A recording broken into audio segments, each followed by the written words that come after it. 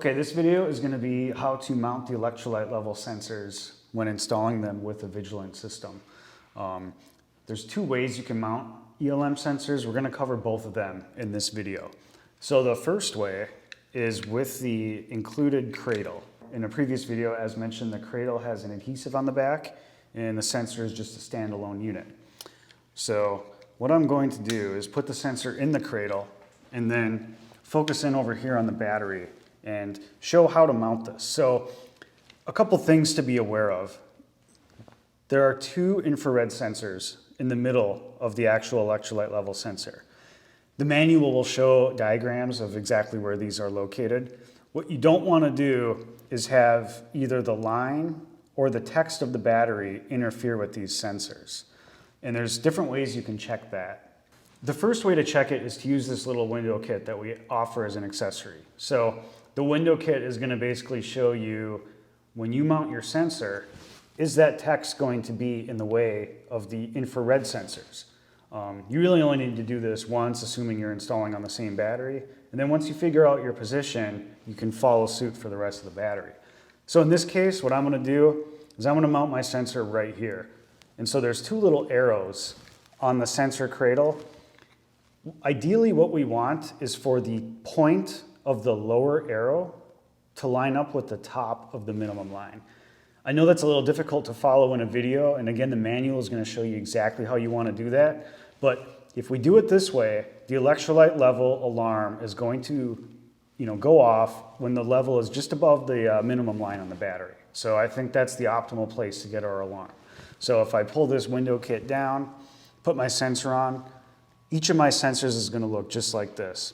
It's also going to give me a little bit of room here to visually inspect the electrolyte level. Just a side cut, important point. Before you install electrolyte level sensors on your battery, you need to clean the surface of the battery to make sure that they stick long term. So we offer a specific cleaning spray that has been tested and works on battery jars, does not harm the plastic, the label, anything about it. Regular shop towel. So I'm just going to spray a little bit on my shop towel, and I'm just going to buffer it down like this. You don't have to go crazy with it, just give it a good wipe. Ideally, what you want to do is you want to go through your whole string one at a time. Spray, buffer. I'd say about 4 cells per towel, especially if it's really dirty. Then when you're done, go back to the cell you started on with a dry towel. In this case, I'm just going to flip it. And just to make sure there's no extra residue on there, just wipe it off so that it's dry. And then our cells should be ready for electrolyte level sensor mounting. Okay, so now we're ready to mount the ELM sensor. We've cleaned the front of the cell off. We've figured out where we're going to mount it. So the next step is to remove the adhesive cover on the back and position it in the correct spot. So you want to look directly at it, ideally, if you can. Now there's different ways you can push this in.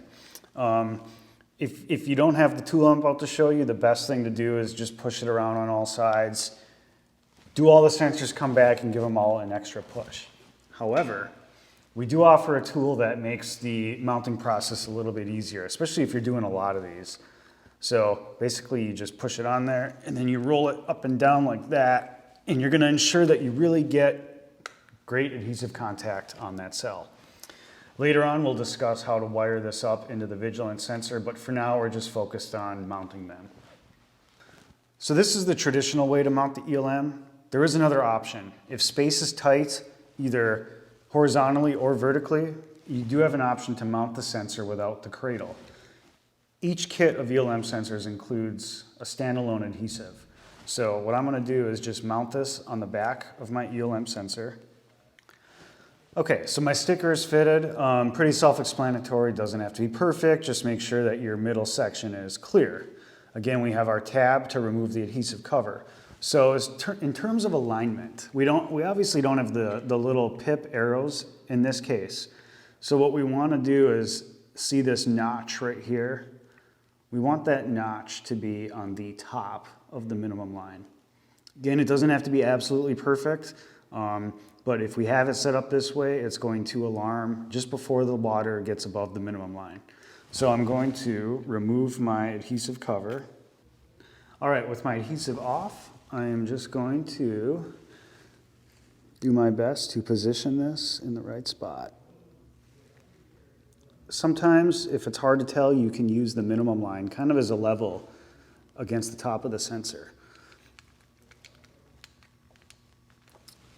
All right, and that's it. So again, if space is tight, you can avoid using the cradle altogether and just mount the sensor directly.